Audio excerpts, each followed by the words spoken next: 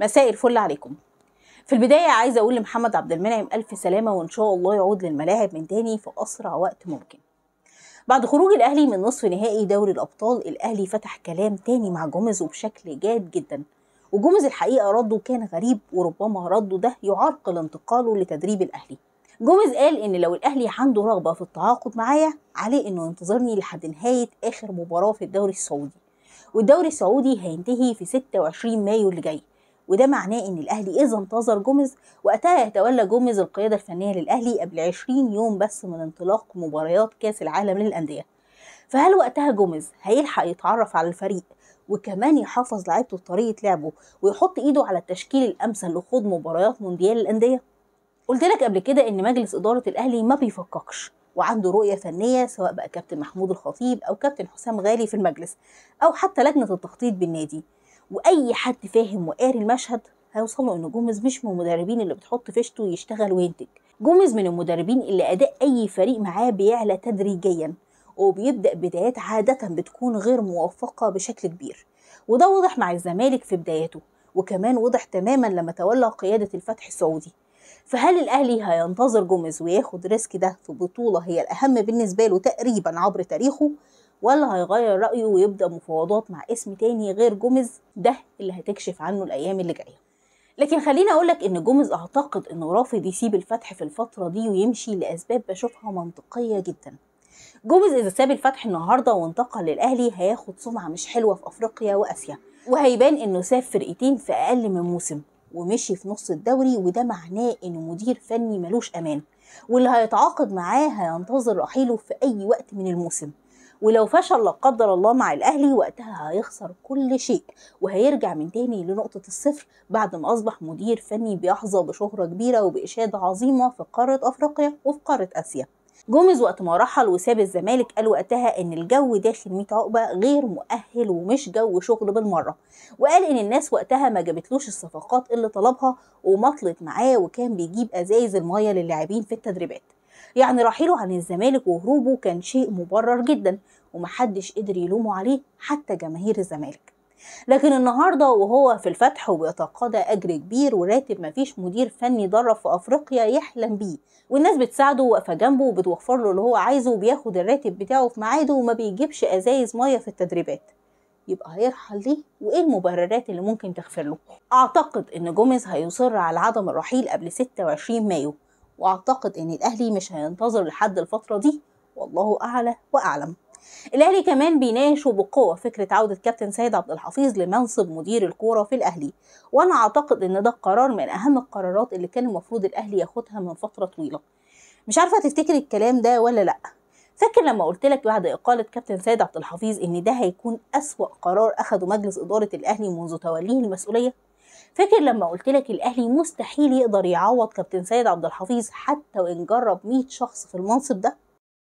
يومها قلت لك الاهلي هيلف يلف ويرجع يكلم كابتن سيد عبد الحفيظ من تاني عشان يعود لمنصب مدير الكوره. يومها قلت لك مفيش حد هيقدر يقوم باللي بيقوم بيه كابتن سيد عبد الحفيظ، محدش هيعرف يسيطر على اوضه اللبس اللاعبي الاهلي زي كابتن سيد عبد الحفيظ، مفيش حد هيقدر يعمل فوبيا للتحكيم ويضغط عليهم زي كابتن سيد. شوف من الاخر كده يا معلم، منصب مدير الكوره في الاهلي يعني كابتن سيد عبد الحفيظ، غير كده مهما جبت من اسماء هيكونوا زيهم زي اللي سبقوهم. لكن هل كابتن سيد عبد الحفيظ اساسا هيوافق على العوده؟ انا معلوماتي بتقول انه هيرفض بشياكه، لاني اعتقد انه اصبح مرتبط بعقود في الفضائيات زي ما قال امبارح مع فايق. كابتن سيد النهارده بقى ضيف دايم في البرامج، لا معسكرات ولا سفر، ومريح دماغه على الاخر، وكل يوم بيروح ينام في بيته عادي. قرار خاطئ من مجلس الاهلي، اعتقد النهارده بيدفع ثمنه.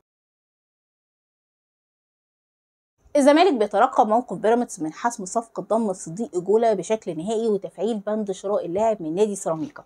بيراميدز لحد الوقت الحالي ما حسمش موقفه من تفعيل بند شراء اللاعب من عدمه، واللي بينتهي إعارته مع نهاية الموسم الحالي. الزمالك منتظر موقف بيراميدز، وفي حالة عدم تفعيل بيراميدز البند شراء اللاعب الزمالك هينقض على الصفقة وهيطالب بضمه من سيراميكا. فهل بيراميدز هيضم اللاعب كيد في الزمالك برغم ان اللاعب ما بيشاركش غير في اضيق الحدود في ظل وجود 5-6 لاعبين في مركزه، ولا هيدي فرصه للزمالك يضمه ويستفيد ويفيد اللاعب ويديه فرصه يشارك في المباريات ويستعيد مستواه الفني من تاني، خصوصا ان اللاعب عنده رغبه في الانضمام للزمالك في الميركاتو الصيفي. قال لك كمان الزمالك حاطط عينه على عبد القادر لاعب الاهلي وبدا الكلام مع اللاعب بالفعل. وكولر بالمناسبه قبل الخروج الافريقي اعلن موقفه من عوده عبد القادر للفريق ورفض عوده اللاعب. فهل بعد الخروج الافريقي مجلس اداره الاهلي هيعيد النظر ويتواصل مع عبد القادر، ولا الزمالك هيسبق ويخطف اللاعب؟ تاني، الزمالك هيخطف عبد القادر ازاي؟ بالقطر ولا بالتوك توك؟ عبد القادر يا عزيزي معار من النادي الاهلي للنادي القطري، وبعد نهايه الموسم في قطر الاهلي هيستعيد اللاعب بتاعه. فانا عايزه افهم اللي بيقول ان الزمالك بيحرجم على خطف عبد القادر جايب الكلام ده منين؟ الزمالك عشان يتعاقد مع عبد القادر لازم يشتريه من ناديه، وناديه ده يبقى النادي الاهلي. فهل الزمالك هيروح يتفاوض مع الاهلي لضم عبد القادر؟ لا طبعا. امال انت بتجيب الاخبار دي منين يا معلم؟ وازاي اللي بيسمع الكلام ده مصدقه؟ عزيزي الزملكاوي اللي في كل فيديو بتقولي ردي على اسئلتنا، شوف يا عزيزي، مفيش مقدم محتوى على الميديا بيقدم محتوى رياضي ومش هيتكلم في الكوره. وبما ان الطبيعي اني اتكلم في الكوره، يبقى برضو الطبيعي لما يكون الاهلي هيلعب مع صن داونز في مباراه كبيره زي دي اني اتكلم عنها وعن فنياتها. مش المفروض اني اتجاهلها لمجرد ان الزمالك مش طرف في المباراه. ما انا لو مش هتكلم في الكوره في مباراه كبيره زي دي، امال هتكلم في الكوره امتى؟ انا مفيش مباراه للزمالك حتى وان كانت في كاس الرابطه الا وبتكلم عنها وعن الطريقه اللي المفروض نخوض بيها اللقاء وازاي الزمالك يحقق الفوز فيها.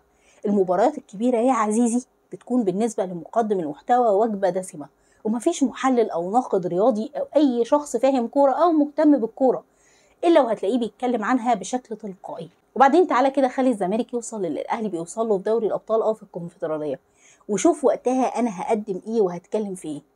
اقسم بالله وقتها هتلاقيني بعصر دماغي عشان اقدم اي معلومه ممكن تفيد الزمالك. انا في حلقه امبارح نزلت طحن في كولر كونه اخطا في التعامل مع المباراه وما طبلتلوش ولا دافعت عنه، وما افتكرش في اهلاوي زعل من ده. يبقى انت بتزعل ليه لما بنتقد بسيره اللي ما قدمش مع الزمالك ربع اللي قدمه كولر مع الاهلي؟ انا واجبي هنا اني اتكلم في ادق التفاصيل الفنيه، سواء كانت في مباريات الزمالك او في مباريات الاهلي او في مباريات بيراميدز. وافتكر ان ده شيء ما يعيبنيش ما دمت عمري في يوم ما اتكلمت قبل مباراه قمه عن سلبيات الزمالك او كشفت الثغرات اللي موجوده في فريقنا، برغم ان بيسيرو ده عنده كوارث سهل جدا انك تكشفها وتبروزها. اتمنى تكون الرساله وصلت وتكون تفهمت ان كلامي في الكوره شيء وانتمائي شيء تاني خالص. عموما الكلام لسه مخلصش، واشوفكم ان شاء الله في الحلقه اللي جايه، والسلام عليكم ورحمه الله وبركاته.